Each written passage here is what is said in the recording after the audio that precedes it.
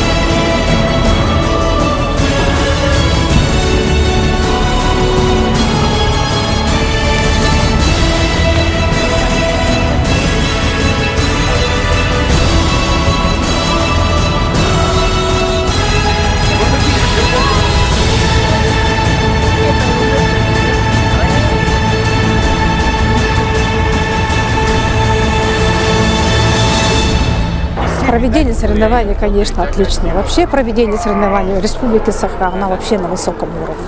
Якутские ребята вообще выступили хорошо, неплохо выступили. Но все равно, в общем-то, знаете, сильнейшие выигрывают, да, на соревнованиях. И призовое место у нас получилось, что Забайкальский край, Бурятия и Саха, Республика Якутия. Выступление наших ребят мы оцениваем хорошо, но еще сегодня мы, в общем-то, могли бы еще лучше выступить. Думаю, да. Ну, сегодня вот у нас для нашей сборной удачный день.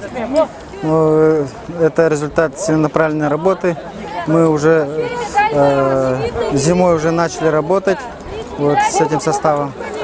И в апреле месяце мы участвовали на первенстве России. Тогда у нас результаты были 7-е места, что у девушек, что и у юношей.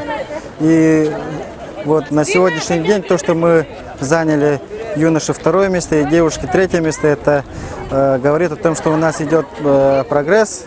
Ну, спартакиада впервые проводится в городе Якутске. Как узнали, что в Якутске, мы с удовольствием приехали сюда. И все отлично организовано, я могу сказать, потому что в других регионах бывает, в других местах питается, а здесь все комплексные, обеды комплексные, завтраки, все вместе живем, там же рядом. И поэтому получается очень красочно, хорошо. Приятно удивили вон. Забайкальский край, вот я вообще, они мастерство не теряют. Вот считайте, с первенства мира с Америки 5 суток не спали мальчики, девочки. Они выступили. Тем более луков не было. Якуты помогли в этом плане. Но они все равно стали. Она первая стала, другим луком стреляла, практически ваши девочки, которые якутяночки. И она и выиграла эти соревнования. Но пришел свой лук, конечно. И мальчики, которые вот тоже вообще не сплоховали. В этом плане я своим детям говорю, всем говорю. Мастерство прежде всего. Надо работать.